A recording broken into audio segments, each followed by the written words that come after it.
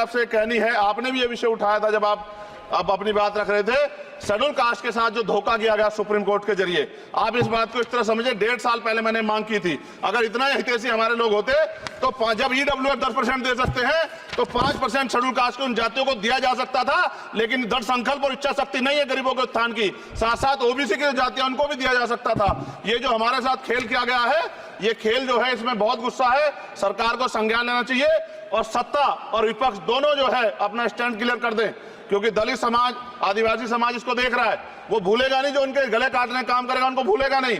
और साथ साथ एक जो मेरी पर्सनल है सर, अभी मैं सुबह से प्रयास कर रहा था कि विनेश के लिए बोलूं, जब उसको डिस्क्वालीफाई किया गया, विनेश या नहीं, लेकिन ऐसा लगा जैसे हमें चाकू घुसेड़ दिया गया।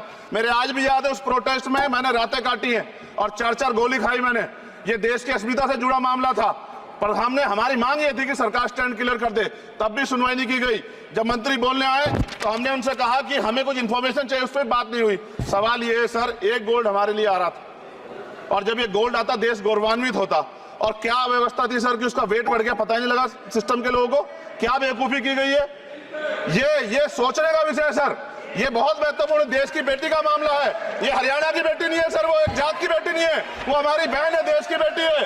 और आपने क्या किया हरियाणा के साथ, आपने हरियाणा का बजट कम किया, जबकि सबसे ज्यादा मेडल हरियाणा लेके आता है। ये गलत है सर, ये धोखा है।